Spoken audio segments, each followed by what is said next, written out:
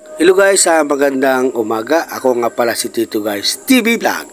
Guys, nandito tayo sa trabaho. Ayan, mag-i-skim po tayo ng pader. Ayan, si Bert Camo, ang ating foreman. Ako nga pala si Tito guys, TV Vlog. Pagkatapos natin ma-skim coat to guys, liliyain natin. Tapos lalagay natin pintura. Ang ating unang-unang guys, lalagyan, first skim coat dito sa pader. Pagkatapos second skim coat. Pagkatapos guys ang second skim coat, liliyahin natin. Papakinisin natin yan guys, yung ating pader. Lahat yan guys, liliyahin natin. Pag naliya na guys yan lahat, lalagyan natin ng pintura kung anong klaseng kulay.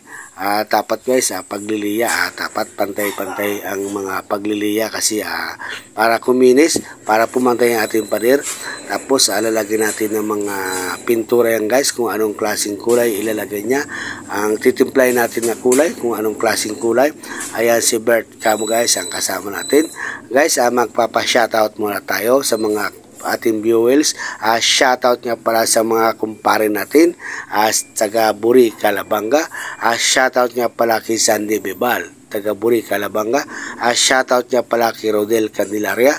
Shoutout nga pala kay GR De Los Santos. Shoutout nga pala kay Mayi Camo family. Shoutout nga pala sa family Oliva. Shoutout niya sa family Velasco. Shoutout niya pala sa mga ating viewers dito sa atin sa Bunbon. Shoutout po sa inyo. Shoutout po sa Magaraw.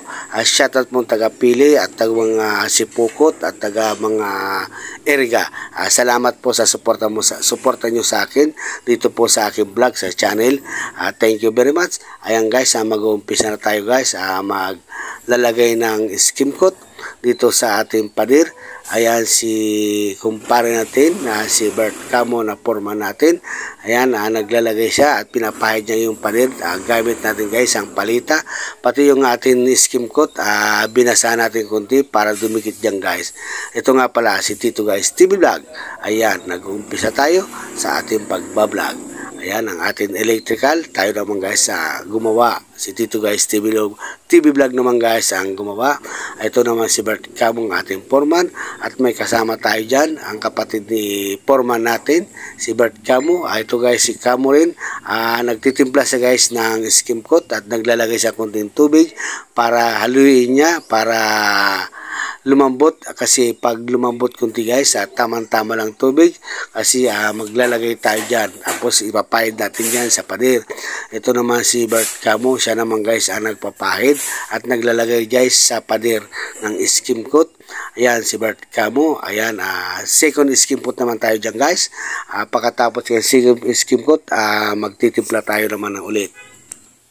Ayan guys, nag-skip coat naman tayo. Ayan naman si ating kasama, ang kapatid ni foreman Bert Camo, sila Toy Camo. Ayan guys, tinitimpla niya kasi maglalagay rin siya dyan sa pader at papahid rin siya. Yung gamit niya guys, malaking palita para mabilis matapos. Dito naman dyan guys sa kabila, sa poste naman guys siya maglalagay ng skim coat. Second skim coat tayo muna maglalagay. Ayan ang hinalo niya guys. Maya maglalagay naman siya ng tubig kasi kulang naman guys ang tubig ang nalagay niya kasi inahalo niya na muna para makuha niya sakto yung ating lambot ng ating skin.